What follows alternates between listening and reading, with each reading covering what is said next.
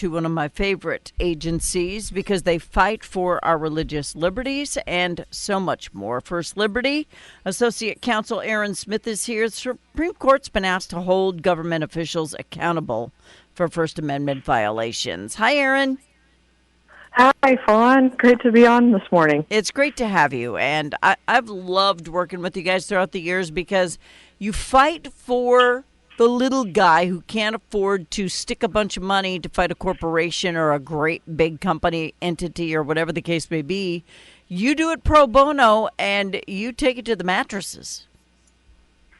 That's right. That's right. No, we are privileged to have a great group of donors and supporters, both praying and supporting us financially, that make it possible for us to make sure that our clients never see a bill, and we still get to do all of that good legal work for them, and they don't have to pay us. And so it's our privilege to get to do that. Yeah. If there's anything important, it's our First Amendments. And Absolutely. It's a broad range of things, but a lot of it is freedom of speech, freedom of religion, freedom of the press. And a lot of people think that freedom of speech means you can just say whatever you want to anybody you want and get away with it. But there are consequences sometimes when you say certain things to people. If it's slander, you can't do that. So your freedom of speech might wind you up in some hot water. So you got to be careful. But they've got to stop silencing the truth. That's right. That's right. No, the truth. And even when, Fawn, you reminded me of law school just then when you're talking about slander, I was taken back right to a moment where, the professor said truth is an absolute defense. Mm-hmm. You are telling the truth, you can say it. Yep. And so that is really just what the police and law enforcement and, public officials, like I've been on talking to you before about a city mayor that silenced speech. Right? Uh-huh. These people need to be held accountable. They do. And, it is funny, though, because some people think they know the truth, but they don't know diddly squat. They're just mad about something, so they yell and scream and holler and make a fool out of themselves. But when it comes right down to it, if you are absolute, I always say I will defend certain individuals till my lips turn blue and fall off, because if I'm right, I'm going to fight. That's right. No, and you should. Uh-huh. You should. You should stand up for what you believe in. Every single one of your listeners should also stand up for what they believe in. Right. I am willing to go to bat for people that are, really standing by their convictions. All right. So who are we talking about today? Who's kind of been squelched? Did I lose Erin? Erin, tell me I didn't lose you. Are you there?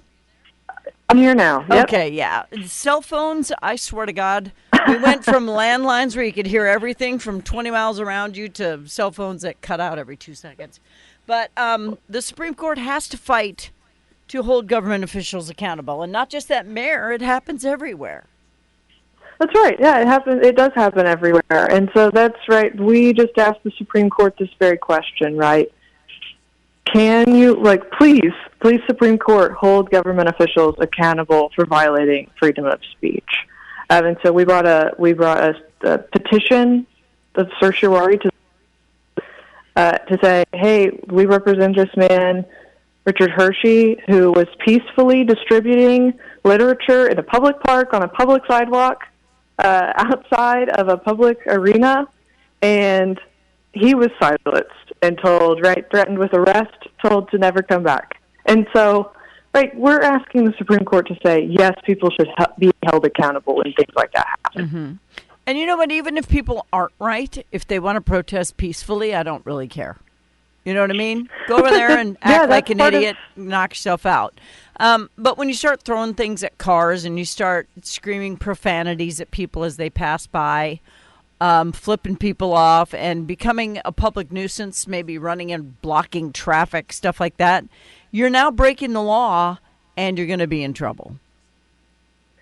And that's what makes this case, a fantastic thing for the court to look at, right? We're not dealing with someone who's doing all of those things that you just described. We're dealing with someone who very gently, calmly, stays out of the way of cars, is concerned about the safety of everyone else around him, so he, is mindful of that, and he just wants to have a conversation with people. Mm-hmm. And And I don't see the issue. yeah, I don't either. But you know what? Some people want to do whatever they want to do, but they see somebody they disagree with doing something, and then they, crap a brick. So we've got to stand up for our first. I was going to say something else, but I caught myself. So oddly enough, his name is Hershey, so that's funny. So Richard Hershey distributing religious. Sorry, sometimes I crack myself up. He was distributing religious leaflets is it Bossier City?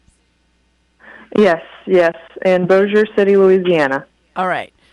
He didn't do anything. He didn't need a permit. He was just standing there and quietly being who he is. That's right. Yeah, no, he was just, he was outside. So at the time that Bossier City Arena Winter Jam was being held, and so he thought, this is a great opportunity to get, to spread my message, to share my, beliefs with, others. And so he went, and that's when he had his encounter with the police and security officers that threatened him with arrest and told him he needed to leave because he didn't have the right to be there. Even though he he calmly explained, this is a public area, I can be here, and they said no, and so he was forced to leave or be arrested. Yeah, you can be in public areas. Now, you start going on people's private property, you got a problem. Even if it's, sure. Yeah, so you got to remember totally the difference between the case. two. Yeah. Totally different case. And as Christians, aren't we called to spread the word? I mean, he's doing what he's supposed to do biblically. He has a belief that this literature that he's handing out is important, and so he's following through on what his beliefs are asking him to do, right? Just like any one of us would do, right? Yeah. If we believe something, let's follow through, and so that's just what he was trying to do, was follow through. We see them in every horror movie, only their eyes are white and they're holding up a cardboard sign. Same thing, but, they have the right to do it. So where is this case? Is it at the Supreme Court or what's happening? So this case is waiting. So it is currently sitting at the Supreme Court waiting for, the justices to review it, and then they will decide whether or not they will take the case. Okay, and we're hoping they do. Right. Well, we are very hopeful that they will. The Supreme Court takes roughly 65 cases every year, and so they get thousands upon thousands of requests for them to take other people's cases, and so we are hopeful, and we are thrilled that we were able to put a great team together to represent Mr. Hershey. And so we feel we have good odds, but you really never know how it's going to roll. Well, you kind of do with this Supreme Court, but you never know when John Roberts is going to act right. You just don't know with that guy. Well, we're thrilled that we got to team up with one of the premier Supreme Court advocates, Paul Clement, and his firm, Clement Murphy. And so we're glad that we were able to tag team up with them. And so hopefully that helps our odds. Yeah, so you put the petition in, the attorneys will argue, and then if the Supreme Court takes the case, then it'll be cut and dried, and then I hope he's right back out there in Bossier doing his thing.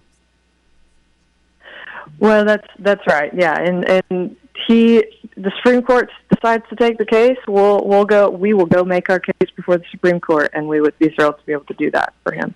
What's that like? Have you ever gotten to literally testify and stand in front of the justices? It's funny that you asked this. I was just sworn in to the Supreme Court last December, and so I had to stand there and in front of them. Uh-huh.